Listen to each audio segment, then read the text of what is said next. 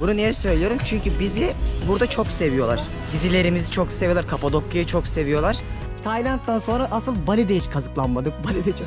Kalamar var mesela 2 ile çarpın 85 170 lira lan. 22 bine 1,5 dolara ütülüyor, yıkıyor. Dünyada gördüğüm en uygun ve en güzel sistem şu ana kadar Bali'dekiydi. Bitkileri ne kadar güzel korumuşlar baksanıza.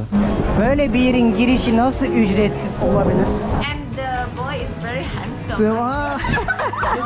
Dünyanın en iyi beach club'larından bir tanesi olan Finz'e gidiyoruz. Burası neden önemli biliyor musunuz? Böyle. Bali iyi ya. İnsanların buraya niye geldiğini daha iyi anlıyorum.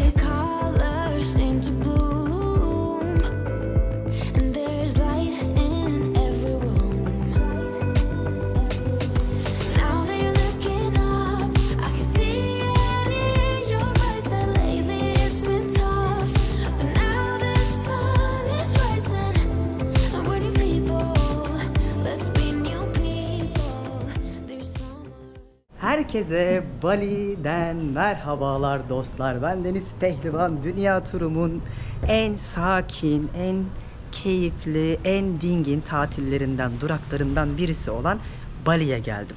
Önceki bölümde Gili Adası'na gittiğimizde size Gili Adalarını göstereceğimi söylemiştim ama gösteremedim çünkü fırtına çıktı. Buranın yağmurlu sezonunda olduğumuz için birçok yere gidemedik. Sonra Allah dua ederek bir şekilde bu Canggu bölgesine geriye döndük ve yaklaşık olarak 3-4 günde buradayız ve hava oldukça güzel. Bugün sizlere eğer Bali'ye gelirseniz neler yapabileceğinizi anlatmak istiyorum. Çünkü burada öylesine güzel bölgeler var ki hepsi için bir gün 2 gün ayırmadan plan yapamazsınız. Ben şu an Canggu bölgesinde olmama rağmen diyelim Ubud'a, Seminyak'a vesaire gitmek saatlerimi alabilir. O yüzden bunları bilerek size bugün çok kapsamlı bir vlog hazırlamayı düşünüyorum. Sabahtan akşama kadar da birlikte gezerek bunu deneyimleyeceğiz. Size iyi seyirler, bana da güzel bir Bali gezisi olsun. Otelden çıkıyorum. Ve bakın gece hayatının Fatihi olarak. Böyle demeyin. Artık ben gezginim. Ben gezginim abi. Artık Sezer Firar'da. Sezer'le beraber 3 haftadır geziyoruz. Önce Tayland, sonra Bali. Bali'ye geldik. Ama şöyle bir şey oldu. Bali'de neredeyse hiç güneş göremiyorduk. Harbiden. 2-3 gündür görüyoruz. İlk kez bu kadar fazla görüyoruz. Ama hani yine de tamam çok güzel tabiatı vesaire diye konuşuyorduk ama güneşi özlemişiz. Şansınıza bugünkü vlogda güneş göreceksiniz. Videonun başında size İnşallah de bak. Öğleden sonra bir anda çöküyorlar bulut. Yani 3 gibi nem çökünce bulut da geliyor. Akabinde yağmur başlıyor. O yüzden videonun başında size anlattığım bu buraya gelirken ki planlamanın doğru yapılması bu hususta Sezer'in de söylediği gibi denk geldi. Yani çok önemli. Nisan'dan sonra gelsinler abi. Yoksa Baba bıkıyorsun lan. Abi burası Canggu bölgesinde çok güzel kafeler, restoranlar, barlar, aradığınız her şeyi bulabiliyorsunuz. Bizim ne kadar zamandır gitmek istediğimiz bir yer vardı şurada. Orada bir kahvaltı yapalım. Buyur Sezer bence. Bu. Abi buranın bir bahçesi var. Yani tam böyle saklı bahçe derler ya bizim ülkede. Aynı öyle, baksana güzel bir ambiyans. O adam resmen küçük bir orman da kurmuş içeriye. Böyle abi işte Bali dediğiniz yer aslında biraz da tasarım cenneti.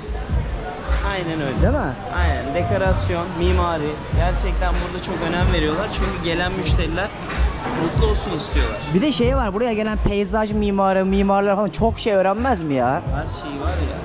Artık harbiden ilk gelecekleri yer burası olur. Vallahi bak. Doğayı bozmadan bu kadar tropikal, bu kadar güzel bir mimari beraber görecekleri başka ülkede zor bulur. Abi otelleri öyle, kafeleri böyle, restoranlar öyle. Vallahi öyle. Yani hiç bozmamışlar. Şimdi benim dünyada size hep bir vlog yaparken anlattığım en temel şey pek tabii ki ekonomik detaylara da değinmek. Çünkü buraya gelecekseniz hani gelmeseniz bile en azından fikriniz olsun. 1 dolar 15.000 rupi, Endonezya rupisi ve çok şık bir yere geldik. Yani buranın oldukça şık yerlerinden birisi ve fiyatlar yine uygun abi. Abi 200 TL. Ya Somon yiyorsun 200 TL'ye. değil mi ya? Bak şurada kalamar var mesela 2 ile çarpın 85 170 lira lan. Kalamar 170 lira. Ben 300-400 liradan aşağı yiyemem. Ortama baksana bir de ne kadar şık, herkes çok güzel. Gerçekten biz daha Tayland'dan sonra asıl Bali'de hiç kazıklanmadık. Bali'de çok Bali çok böyle lükse önem vermişler ama fiyatları da öyle uçurmamış. Ki biz şu an en pahalı yerdeyiz. Evet. Bak, lokale gitseler, ben bir kahvaltı yapıyordum Ubud'da, bowls.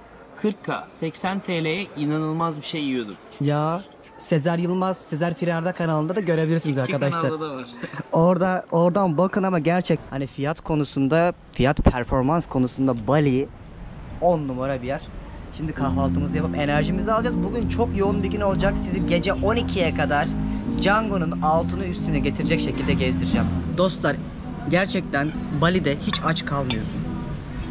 Böyle çok güzel arka plandaki bir Benedik tarzı kahvaltılık geldi. Üzerinde somon, avokado ve yeşillikler var. Mantar var ve poğaça yumurta var. Şöyle bir tadına bakalım. Ekmek gördüğümüzde zaten mutlu oluyoruz artık. Çok lezzetli. Yemek çok güzeldi. Yani son birkaç gündür burada yediğimiz en güzel kahvaltılardan birini yaptık. İsmi de buranın Penny Lane'di. Menüde göstermiştim diye tahmin ediyorum. Şimdi bugün size sabah bahsettiğim gibi plajları özellikle göstermek istiyorum. İnsanların burada nasıl tatil yaptığını ve buranın da çok uzun bir plajı var. Canggu'nun olduğu bölgede o plaja gideceğiz. Ama diyelim ki Bali'ye geldiniz. Size birkaç detayı göstermeyi unutmuştum. Bunlardan bir tanesi çamaşır yıkama olayı aşırı ucuz çünkü göreceksiniz birazdan. Diğeri de telefon hattı. Bunlara da değineyim ki hani buraya gelmeden önce neler yapmanız gerektiğini bilin. Şimdi motorumu atlayıp çamaşırlarımı almaya gidiyorum. Dün vermiştim. Abi $1,5 çamaşırınızı yıkayıp ütülüyorlar. O kadar sıcak ki yani yolda gelirken başım yandı. Motor kiralamıştım. Burada yaklaşık olarak 80 ila 100 bin rupiye motor kiralayabiliyorsunuz. Ehliyetinizin bile fotoğrafını istemiyorlar. Daha çok böyle pasaportun fotoğrafını alıp geçiyorlar. Motorsuz burada kolay kolay bir yere gidemeseniz de Grab ve Uber'de oldukça yaygın.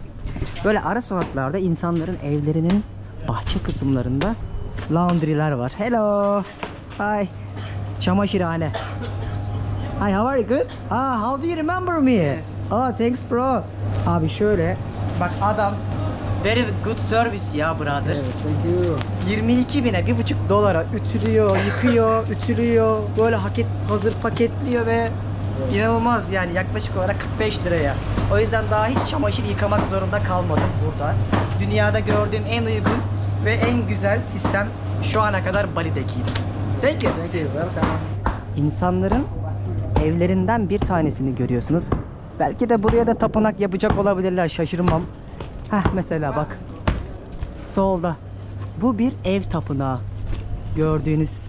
Size bunu daha önceki bölümde anlatmıştım. Her evin bir tapınağı oluyor ve 11. aile üyesinden sonra 12. için tapınak yapamıyorlar. Artık başka eve git diyorlar. Böyle bir enteresan inançları var. Ve bu ada Hindu bir ada olduğu için Müslümanlarla beraber yaşasalar da Hindistan'daki Hinduizm'den çok farklı. Bunu önceki vlogda size anlatmıştım. Ve bakın. Bu bir ev arkadaşlar. Herhangi bir tapınak değil.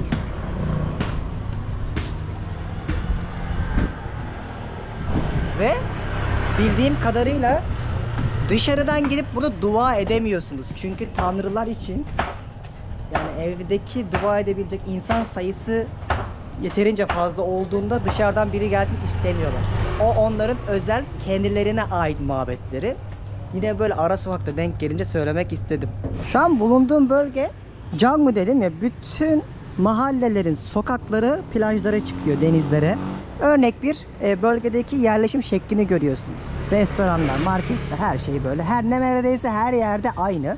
Ve birçok yerde market, eczane, masaj dükkanı, para bozdurmak için döviz bürosu, barlar, saçınızı kestirebileceğiniz kuaförler var.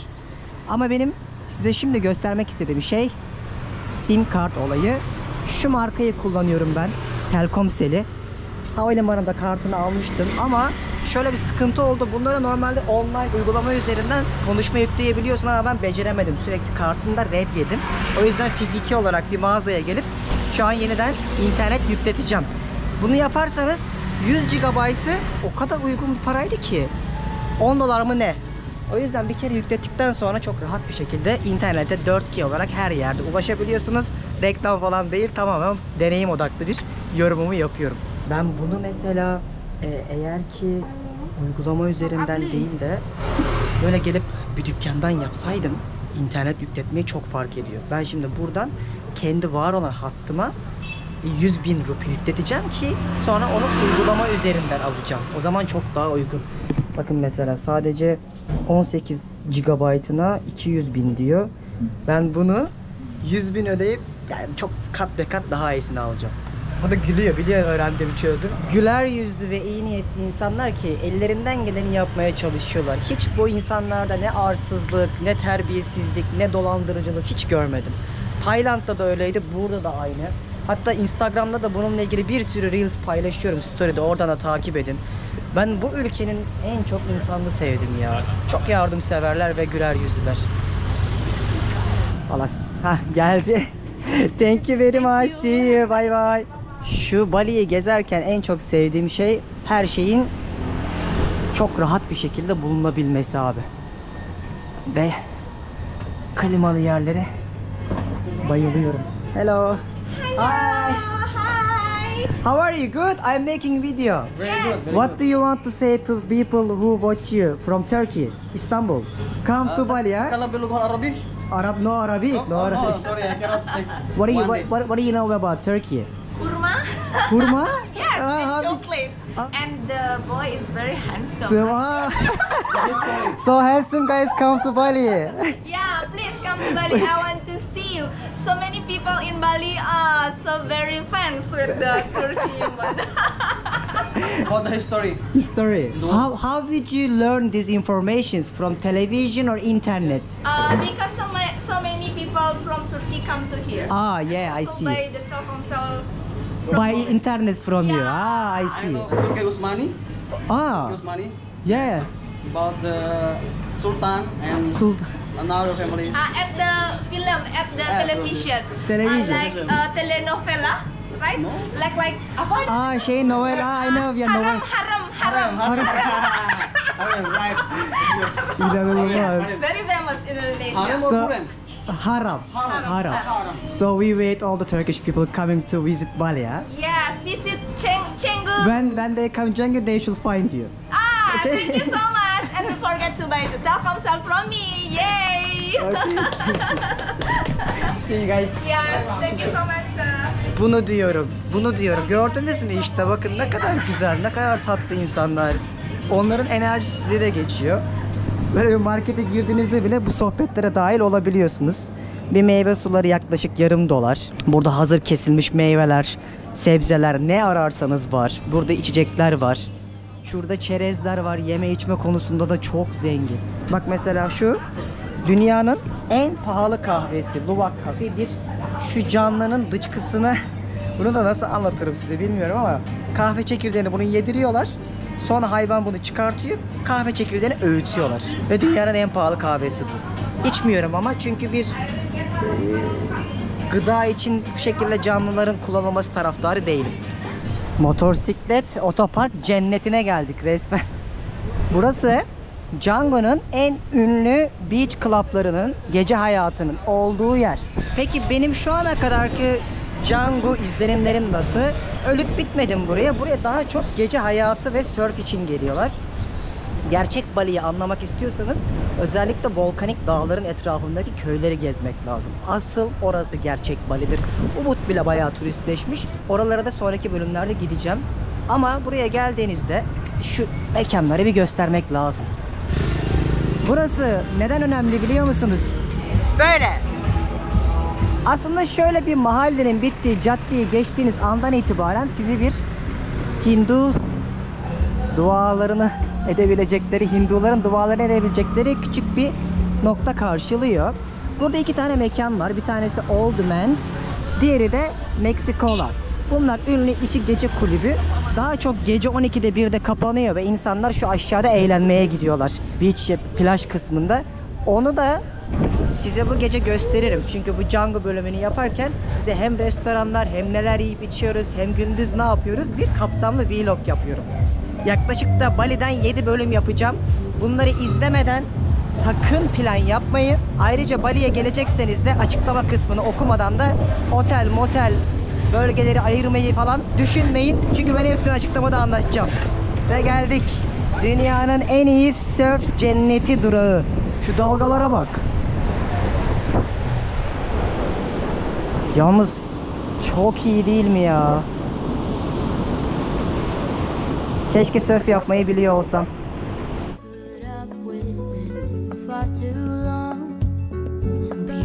change when they grow old.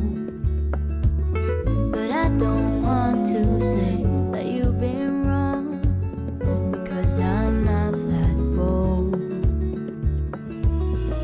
Through an empty bottle, I can see it all so clear.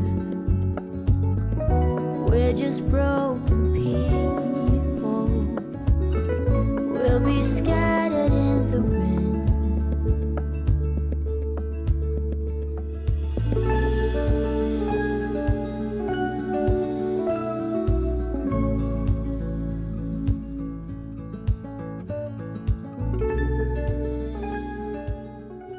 Şimdi buraya insanlar, daha çok Avustralyalılar, Avustralya'da çok köpek balığı olduğu için ve surf yapamadıkları için geliyorlar. Buradaki boardları kiralayabiliyorsunuz. İsterseniz de surf eğitimi alabiliyorsunuz. Dün birisini görmüştüm mesela, ayağını felaket burkmuştu. Ben biraz korkuyorum, böyle bir şey olursa seyahatlerimi yapamam. Bir de çok bu konuda güçlü bir insan değilim. Kendimi risk etmek istemiyorum. Bro, how much is the hour for renting the board? 50,000. 1 hour. 2 hours. 2 hours is 50,000. Yes. Do you give any trainings? For the training, that we charge 350. So it takes 2 hours to get the training. Maximum. Maximum. In one section. Okay. Let me think about it, okay? Bak şu an mesela surf yapamazsın bilmiyorsan diyor. Çünkü gerçekten hem rüzgar fazla hem de çok fazla dalga var. 350.000'i veriyorsun, 2 saat sana ders veriyor. 2 saat sonra surf yapmayı öğrenmiş olabiliyorsun Bali'de. İsterseniz böyle plajda oturup güneşlenebiliyorsunuz. Bu arada size bir şey itiraf edeyim. Ben hayatımda hiç bu kadar çok kadın nüfusunu tatil bölgesinde görmedim. Bunu da bir not olarak söyleyeyim. Yani bu kadar yalnız gezen, bu kadar grup gezen, bu kadar çok kadının gezdiği bir yer görmedim. Çoğu da healing, yani iyileşme, arınma, kendini bulma, aşk bulma için geliyorlar. Şurada da bir tapınak yapmışlar. Oraya doğru gideyim bakayım ne yapıyorlar. 27.000 tane tapınak olan bir adada yaşayınca her yerde bu detayları görebiliyorsunuz, ama ben tapınakların tasarımlarını hiç beğenmiyorum. Şunu da şöyle şu açıdan söylüyorum. Çok kasvetli. Genelde klasik tarzda yapılmış. Ve çatıdan çok böyle dikmeleri kullanıyorlar. Ve bu tapınakları 3'e ayrılıyor. Giriş kısmı, orta kısmı ve ana kısım. Ana kısmına daha çok dua edenler girebiliyor. Dediğin gibi bak mesela bu mesela deniz tanrısı için yapılmış. Adamlarda tren tanrısı var. Tren. Hindistan'daki tren ağını diyor. Bir tanrı kutsamış olduğu için biz bu kadar diyor büyük ağlara sahibiz. Bunu diyor yapsa tren tanrısı yapar diyor. Trenleri görüp dua ediyorlar. Böyle bir din aslında. Bakın burası Canggu. Şurası Seminyak. Şurası Kuta. İlerisi Uluwatu. Şu gördüğünüz bütün alan adanın en turistik bölgesi, ama denize girmek için pek tabii ki uygun değil. Daha çok otel ve surf tatili yapabileceğiniz yerler.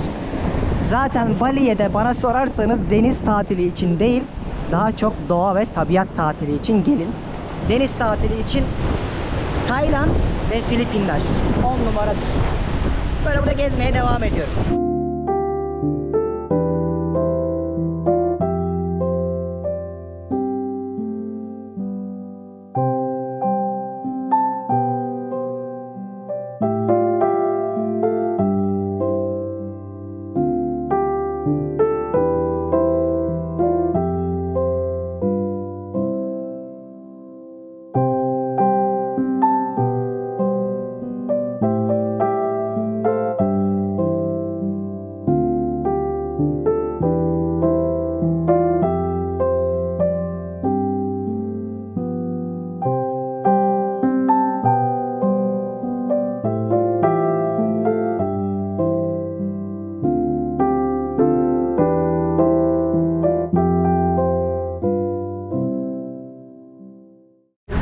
Yine bir olay oldu. Yine her günkü gibi Bali'de olmazsa olmaz dini bir ritüel başlıyor.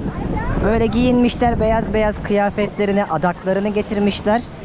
İnandıkları tanrılara neyi çok seviyorlarsa onu adıyorlar.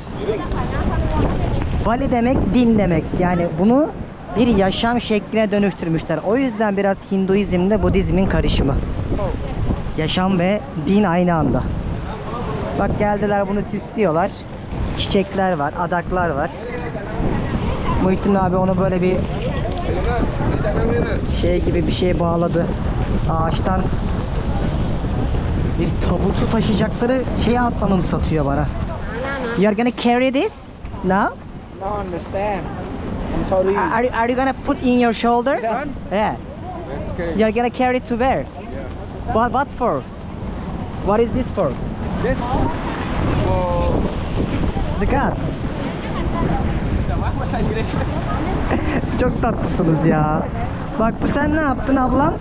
O da böyle yiyecek bir şeyler ayarlamış Tanrı'ya adanmak için. Seremoni. Bu insanlar burada hayatlarını yaşamaya devam ediyor. Turistler orada takılıyorlar. Yani kimsenin kimseyle hiçbir işi yok.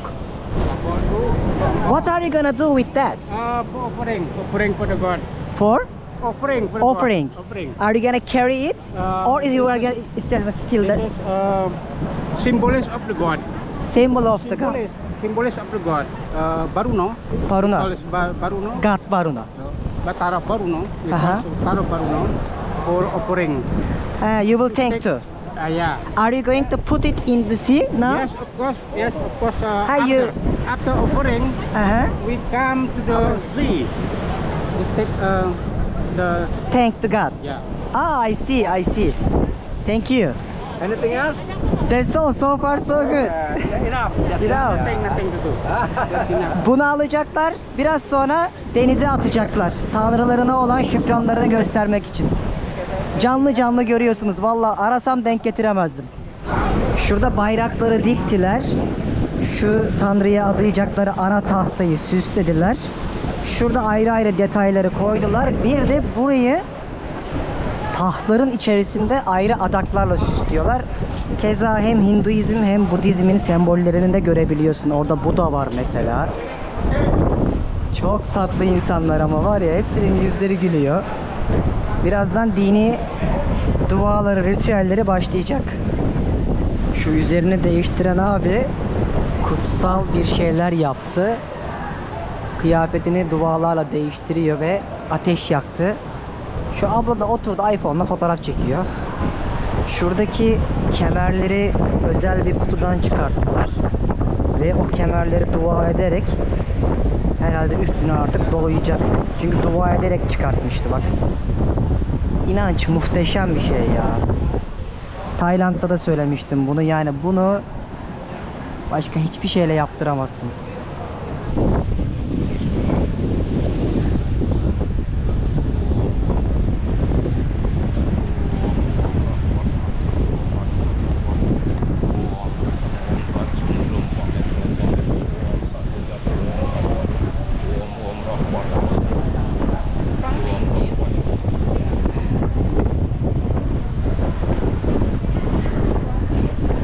Başladılar.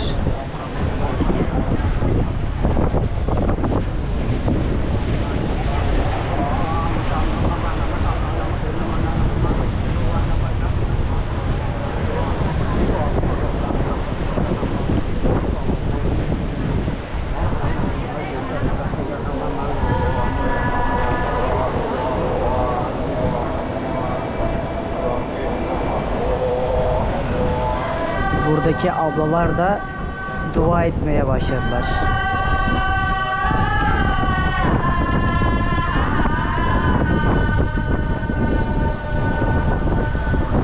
Ayin başladı. Yani istesem böyle denk getiremem. Şurada bir kutsal ateşlerini yaktılar. Şimdi tütsüleriyle de fotoğraf çektiriyorlar. Bunu da gün batımı anında atacaklarmış denize. Ve oradaki 3 abi 3 ana tanrıyı sembolize ediyor. Vishnu, Shiva, Brahma tanrılarını ve onlardan başka kimse bu adak noktasındaki eşyaları denize atamazmış. Ve üçü de aynı anda gün batımı anında atacaklarmış. Çok ilginç bir tecrübe oldu benim için.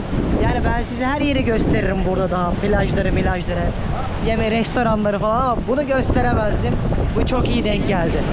Farklı bir tecrübe oldu. Canlı canlı bunu görmek, şahit olmak. En azından anılarımda unutamayacağım bir kareyi artık zihnime kazıdı. Çok ilginç bu. Yani bu dinleri anlamadan, Hinduizmi anlamadan özellikle, ki Budizmi de biraz araştırmak lazım, Bali'ye gelmeyin. Çünkü buradaki yaşamın artık hayat felsefesi, adamların din ve bununla beraber yaşam tarzları olmuş. Bir bütün olarak yaşıyorlar. Hindistan'dakinden çok farklı olduğunu bir kere daha söyleyeyim. Gün batımında o tahtı yakıyorlarmış. O yüzden beklemek istemedim. Seremoni aynı şekilde devam ediyordu ama abilerin o yaptıkları el şekilleri, sürekli böyle gülleri vesaire atmaları falan bir süre sonra aynı şey gibi geliyor size ama arka planda edilen dualar var. Tabii bunu anlamayınca ne olduğunu pek anlayamıyorsunuz. Çok sıcak. Azıcık yüzmek istiyorum. Dünyanın en iyi beach club'larından bir tanesi olan Finz'e gidiyoruz. Çünkü o da Canggu'da bulunuyor. Hadi bakalım. How much? 5.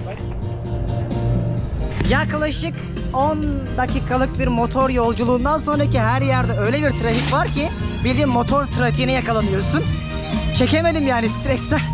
Motor kazasından sonra Tayland'daki hala korkuyorum.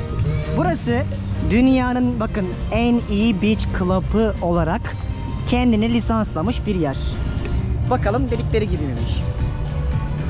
Burasını zaten hani gelmezseniz dayak yiyeceğiniz liste içerisinde bulundurduğumuz duraklardan birisi olarak algılayabilirsiniz. Yani herhalde bütün YouTuber'ların, bütün buraya tatile gelenlerin profillerinde görmüşsünüz.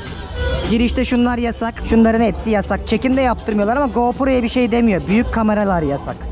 Bir de kafa ve yüz dövmeniz varsa giriş yine yasakmış.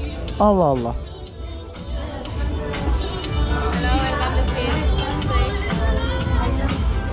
Hello, welcome to Spain.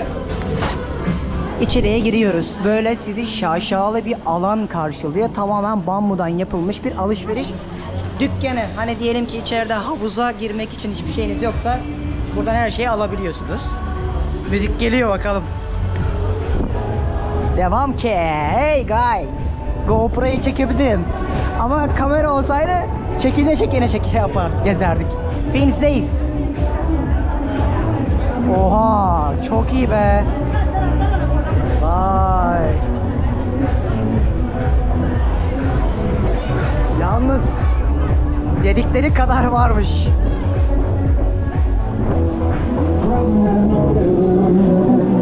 Böyle bir yerin girişi nasıl ücretsiz olabilir? Hala aklım almıyor. Bakın, okyanusun kenarındayız hemen. Şuradan buraya kadar hepsi club'ın yani. Burası birazcık daha parti kısmı. Az önceki giriş kısmındakiler de biraz daha sakin oturabildiğiniz bir yer. Bizde olsa ayak bastı parası $50. Şimdi burada sistem şöyle işliyor. Şu locaları diyelim 2 milyon rupi karşılığında alıyorsunuz. 2 milyon rupi ödemek zorundasınız. Yani ödedikten sonra o parayı o kadarlık yiyip içebiliyorsunuz.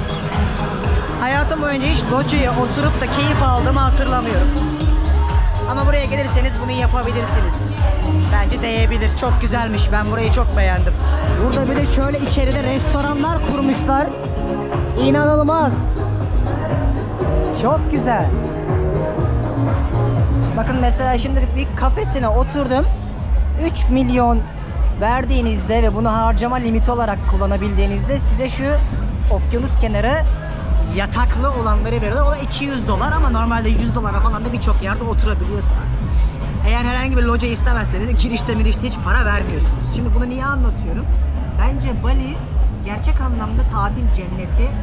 Böyle gayet klas yerlere gitmek, çok iyi restoranlarda yemek yemek et dışında oldukça makul. Diyelim kokteyl söyleyeceksiniz. Buyurun. 135.000. Başka ne varmış? $1 15.000'de öyle hesaplayabilirsiniz. İşte bir kadeh şarap 155.000'miş. Bir yemek göstereyim, yemek. Mesela bir salata isterseniz 125.000. Ana yemeklere bakıyorum, pad thai'ler falan 175.000. Yani $10 gibi düşünebilirsiniz. Tabii bir tık Bali şartlarına pahalı. Onun da sebebi biz dünyanın en iyisi dedikleri için. Güzel ama çok beğendim burayı. Yani tertemiz, pırıl pırıl, havuzu bile çok hani o berraklığını görebiliyorsun. Birçok yerdeki gibi koyu değil en azından. Abi şu sushi'ye 90, somonlu olana 50, Kokonata da 60 verdim. Yani yaklaşık 10 dolara böyle dünyanın en iyi istedikleri bir yerde karnımı doyurabiliyorum. Ve sushi yiyorum yani. Bizdeki fiyatları çok iyi bildiğim için çok enteresan. Bakalım tadı nasılmış. İçeride böyle farklı farklı restoranlar var. Hint mutfağı da var, Japon da var. Pizza da yapıyorlar ama ben hazır akşamüstü hafif bir şey yiyeyim. Sonra geç yediğimde rahatsızlık vermesin diye bunlardan yana kullandım hakkımı. Sushi'miz geldi. Gayet güzel görünüyor. Çok güzel. Bali iyi ya. İnsanların buraya niye geldiğini daha iyi anlıyorum. Şöyle de bir salmon nigiri geldi. Oh, bakalım bu nasılmış. Bu çok güzel. Artık gün batımı başlıyor. Birazdan parti de başlar. Güzel, burayı çok beğendim. Yani söyledikleri kadar efsane bir yer. Bir de buranın tasarımına bayıldım. Yani şu tavanın uyumuna bakar mısınız? Işıklara, şuradaki bambuların işlemesine, yani içeriye girdiğiniz andan itibaren bambaşka bir yere geldiğinizi hissettiriyorlar. Buraya ben bir daha gelirim hiçbir şey çekmeden, tek böyle takılmak için bir gün boyunca. Hani bu birazcık size göstermelik video olsun. Çok güzel gün batımı oluyor. Şuralarda surf de yapabiliyorsunuz yine her yerde olduğu gibi. Burası da daha çok dinlenme, gün batımını izleme alanı gibi. Birazdan şovlar başlayacak. Ben şurayı merak ettim ya asıl.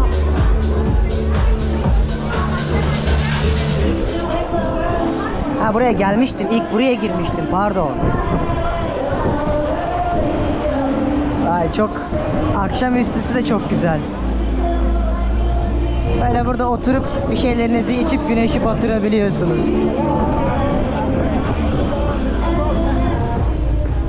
Vallahi ekranda nasıl görünüyor bilmiyorum ama canlısı bir film sahnesi gibi şu anda. Muhteşem oldu ya. Akşamüstü çok daha güzel oldu. Şöyle bir dolaşalım. Herkes artık gün batımının keyfini çıkarırken ben de yavaştan buradan çıkabilirim. Gördünüz, güzel bir yerde. Bu Canggu bölgesi zaten partileriyle ünlü. Huzurdan çok eğlenmek için, surf için gelinen bir yer. Sonra eğer böyle daha huzurlu yerler arıyorsanız da dediğim gibi videonun başında Ubud zaten. Bütün bu bölgelerin hepsini açıklamaya yazacağım tek tek. Oradan özellikle otel önerilerime bakarsınız. Otele gideyim, bir duş alayım, kendime geleyim. Akşam çünkü sizi enteresan bir yere götüreceğim.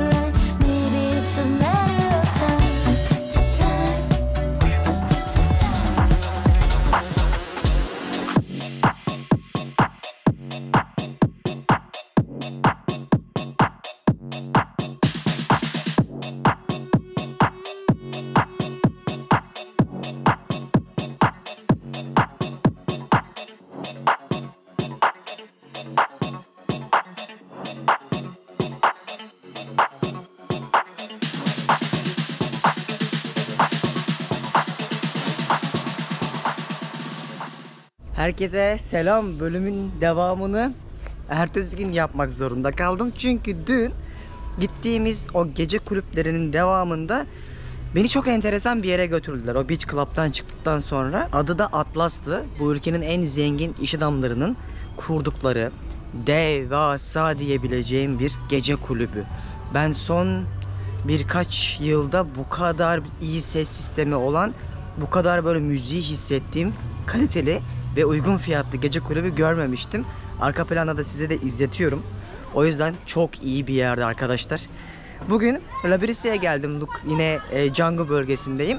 Buranın da en büyük özelliği yine beach club'ların yan yana olduğu için gün batımı, gün içerisinde havuz partileri vesaire olması. Zaten Canggu'nun olayı da 24 saat yaşayan bir bölge olmasıydı. Buraya kadar gelmişken bugün size eksik kalan parçaları göstereceğim. Yine standart bir Canggu sokağındayız. Mekanın girişi de şurası. Labrisa. Ben buraya pazar günü gelmiştim geçenlerde ama pazar günleri burada özel bir etkinlik yapılıyor. O yüzden tıklım oluyordu. İçeriye zorla girdim. Oturacak da yer bulamamıştım. Çok güzel bir yer burası da. Burayı da beğeneceksiniz. Şu girişin güzelliğine baksanıza, yemyeşil bir coğrafyanın içerisinde olduğunuzu hemen size yansıtıyorlar. Güzel ya Bali. Detaylar güzel. Mekanlar güzel. İnsanlar güzel. Gelinir. Ben beğendim. Hello. Good, you? I'm very well, thank you. Thank you as well. Böyle girişte küçük dükkanları görüyorsunuz. Burada işte bir panayır havası kuruluyor pazar günleri, eğer gelirseniz aklınızda bulunsun. Çok güzel böyle tasarımlı dükkanlar kuruyorlar. Yani ekranda nasıl görüyorsunuz bilmiyorum ama çok şeyi hissediyorsun ya. Bali'yi hissettirebilen bir mekan burası. Şu an buranın çok sakin bir halini görüyorsunuz. Abi şuraya bak, ormanın içindesiniz resmen. Türk'üm. Ben... İstanbul'da bir yaşıyordum. Aa öyle mi? Şimdi çok unuttum. Aa öyle mi? Buralısın Evet. ama Endonezyalı değil mi? Evet. Aa iyi olsun, yine konuşuyorsun ya. Teşekkür ederim ama şimdi çok unuttum. Kelime çok unuttum. Yani şimdi... Unuttun gitti. Çok az ya. Yok iyisin. Gayet iyisin. Ay havuz çok güzel. I didn't realize you are Turkish. When you say, I was like, oh, wow. Ah, you haven't completely forgotten it. I see that. You remember it, right? I remember, yeah, of course. For simple kelime, I still remember. Ah, simple kelime. But most of the time, I already forgot. I see. Ve burası da yine okyanusa açılıyor. Ama yine bak denize giremiyorsunuz. Hep tamamen surf yapabileceğiniz alanlar ve böyle yaklaşık 80 kilometre boyunca her yerde surf yapabiliyorsunuz.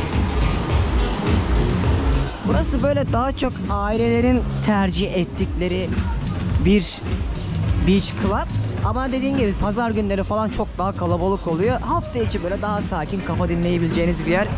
Ama bunun gibi zaten adada yüzlerce yer var. Ben size sadece şu an Canggu bölgesindekini gösteriyorum. Seminyak var, Kuta var, Uluwatu var. Onların hepsinin ayrı bölümünü yapmam lazım. Bunu yapmış olduğumda çok eksik kalır.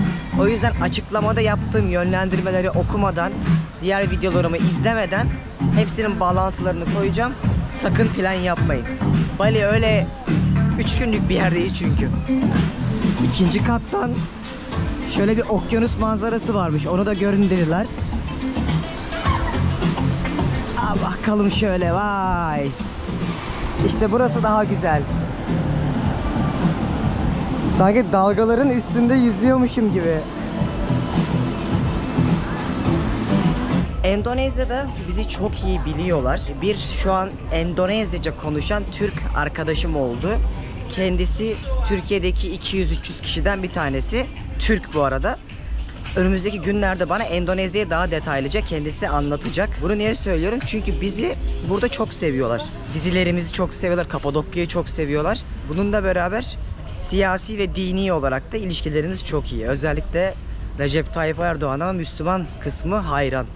Bununla beraber turizm olarak da birbirimize çok fazla artık direkt uçuşları olduğu için turist gönderiyoruz ve kültürel olarak tanımaya başladık. Aile yapıları da çok iyi bunların. Detayların hepsini böyle güzel birazcık daha hem kendim de ülkeyi anladıkça o arkadaşla buluşup Emre ile size güzel bir vlog yapmak istiyorum. Yani Endonezya'yı daha iyi anlamanız için, Hinduizmi daha iyi anlamanız için, buradaki Müslümanlığı daha iyi anlamanız için.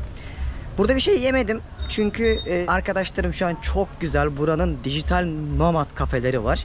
Ki o konuya da ayrıca değineceğim çünkü Burası dijital göçebelere vizesiz 2 sene oturum verilmesiyle bayağı ön plana çıkan bir yerdi. Yeter ki gelin burada dijital içerik üretin. Hem Bali'yi, Endonezya'yı tanıtın hem de biz sizden vergi almayalım diyorlardı. O yüzden burada bir digital nomad kafeleri kültürü oluştu. Buna göre Instagram kafeleri, restoranları, otelleri oluşturulmuştu. Ama size bu kafelerden hiçbir örneğini göstermedim. Şimdi oraya götüreceğim. İyi bağladım yalnız konuyu da.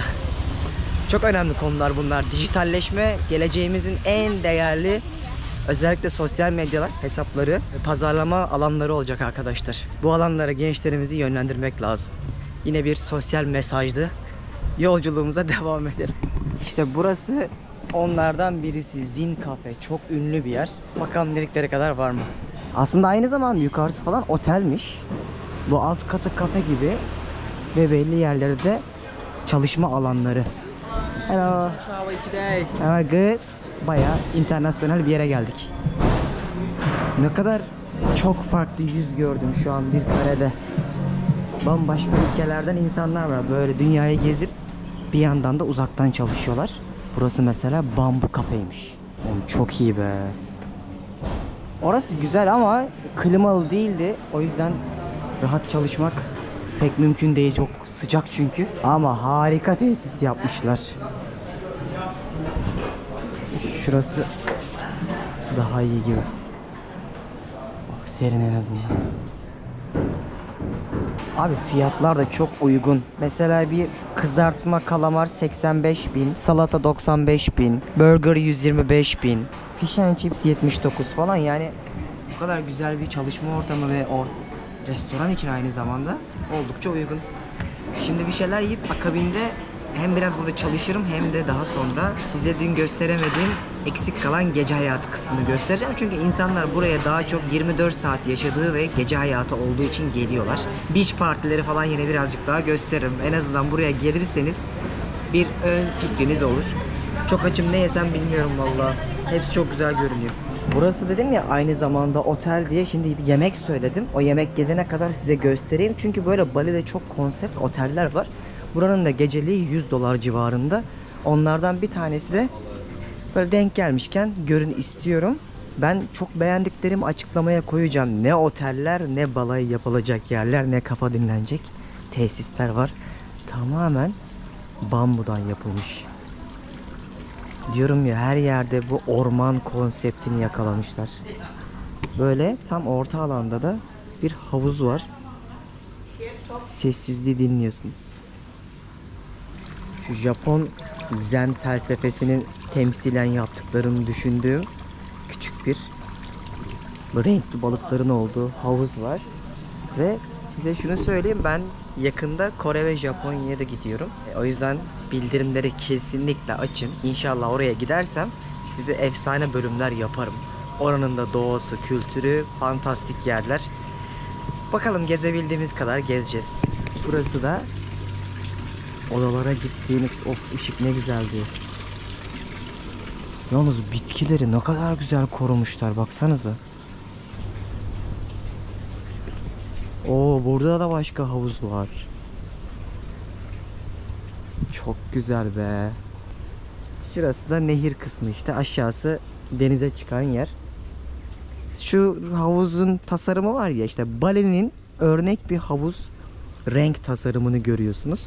Genelde böyle sonsuzluk havuzu tasarımı şeklinde oluyor. Buna infinity diyoruz böyle aktığı için, ama aslında tam infinity bu değil yani. Bunun böyle denizle kesişmesi lazım ya da bir ormanın üstünde olması lazım. Ama genelde bütün manzaralar böyle oluyor ve buranın ben en çok sevdiğim yanını size söyleyeyim. Hem doğayı, hem denizi, hem tabiatı, hem kültürü, hem sanatı, her şeyi görebiliyorsunuz. O yüzden şaka yapıyorsun. Interrail Türkiye. Ne haber? İyiyim abi, seni gördüm daha iyi oldu. İyi, Keyfin hoş nasıl? geldin. İyi. Merhaba arkadaşlar, Best abiyle buluştuk. Kanalımıza İyiyim abi, gel. Gel. Şöyle yemeklerimizi söyledik. Yaklaşık olarak sadece 90.000 yani 5-6 dolara denk geliyor ve bakalım tadına. Gayet güzel. Şimdi Bali'de harika restoranlar var. Öyle yerler bulursunuz ki Michelin yıldızı restoranlardan tutun da sokak yemeklerine kadar, ama genelde hem batı hem doğu hem de kendi mutfakların harmanlandığı yerler çok fazla. Bugün Uzun zamandır bir steak yemediğim için buradaki Django'da bulunan Mason Bar Grill diye bir yere geldim. Burası çok pahalı. Yemeği yedim, $70 falan bir hesap ödedim. Asla değmezdi buna ve çok daha iyi yerler var ama genel olarak şunu söyleyebilirim. Bali'de en pahalı yerler steakhouse'lar. Aklınızda bulunsun. Deniz mahsulleri veya İtalyan restoranları çok daha uygundur. Gideceğiniz en pahalı yerlerde genelde steakhouse'lar olur. Çünkü çoğu et Avustralya ve Yeni Zelanda'dan geliyor. Şimdi buradan ayrılıyorum. Sizi gece hayatının olduğu yere de götüreceğim. Orayı da bir görün istiyorum. Çünkü burası daha çok o bölgesiyle meşhur. Hadi gidelim. Şimdi mekanların olduğu yere geldik. Burada ana 2 tane yer var. Şurası Old Mama dedikleri yer. Burası da Meksikola. Karşı karşıya gece 1'den sonra da herkes plaja gidiyor.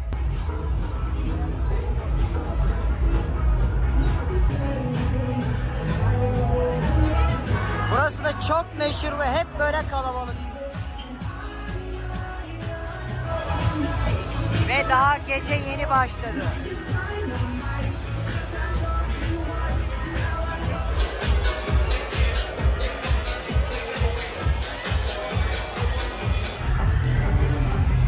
Burası da diğer mekan.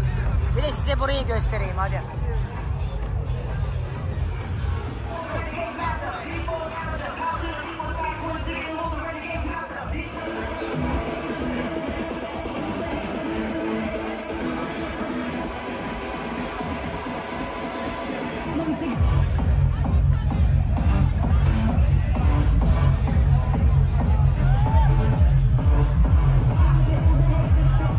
Burayı kapatıyorlar oteller rahatsız olmasın diye. Şimdi size başka bir yer göstereceğim plajda. Bütün bu insanlar aşağıdaki plaj kısmında eğlenmeye gidecekler. Burası neredeyse 24 saat canlı. Evet Metin, ne diyorsun? Şu ana kadarki izlenimlerin nasıl? Devam edelim. Aşağıda parti devam ediyor. Burada resmen gece bitmiyor. Yani burada resmen gece bitmiyor. Yani sabah güneş doğana kadar eğleniyorlar ama alkol çok fazla tüketiliyor. Başka şeyler de kullanıyorlar var ya, hiç önermiyorum. Yani gençliğe yazık dediğim bir sürü detay var. O yüzden ne yapıyorsak bilinçli yapmak lazım. Bak yine sosyal mesajı vermeden bir video yapamadım. Girelim bakalım. Bak şimdi burası aşağısı plaj. Şurası bar kısmı. Burası gündüz de böyle beach club gibi oluyor. Metin bizden daha çok eğleniyor.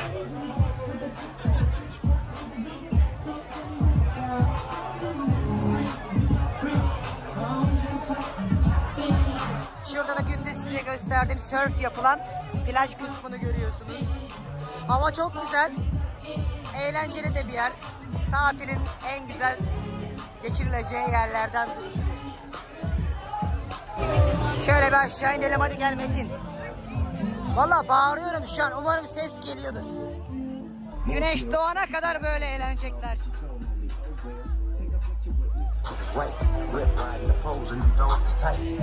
Bak şu kare çok güzel değil mi ya?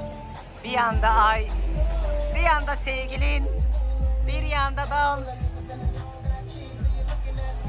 Güzel bir kareydi. Şurada ateş yakmışlar. Bir yandan birisi basacak, yalın geziyorlar ve enteresan bir şey gördüğümü... Hadi be, bunu yapmazsınız. Böyle bir yerde dövme yaptırmazsın ya. Abi kafası güzel olan dövme yaptırıyor. Yarın hepsi pişman olacak. Şöyle bir yerde hiç hijyenik değil. Aman böyle şeylere bulaşmayın dostum. Çok ciddi hastalık kapabilirsiniz. Bunlar çok ergen daha. Şu abide de tehlikeli maddeler satan tip var tam. Bakalım buralarda geceleri nasıl tezgah kuruyorlar. Şunlar da hep sokak yemeği satan yerler. Bu kardeşim mesela burger satıyor. Böyle güle güle 35.000'e, yani $2-2,5 falan. Şurada döner satıyorlar. Hangi kanal abi? Ben de Türk'üm abi. Öyle mi? Döneri her yerde görebiliyorsunuz abi. Chicken kebap diye. Ay. Şurada pizza satıyorlar. Burada da bizdeki mısırdan satıyorlar. Közde. Adamsın. Benden artık bu kadar. Gidip yatacağım, uyuyacağım. Yarın çekimlerim var. Başka bir yere gideceğiz gezmeye. Onları sonraki vlogda anlatırım. Canggu böyle bir yerdi. Olabildiğince tek videoda kapsamlı bir şekilde anlattım. Açıklamaya da her şeyi bulabilirsiniz. Özellikle gezilecek yerler, otel önerileri, villalar hepsinin linklerini koyacağım. Onlara bakmadan asla Bali'ye gelmeyin. Şimdilik görüşmek üzere. Bir sonraki videoda bakalım nereden başlayacağız.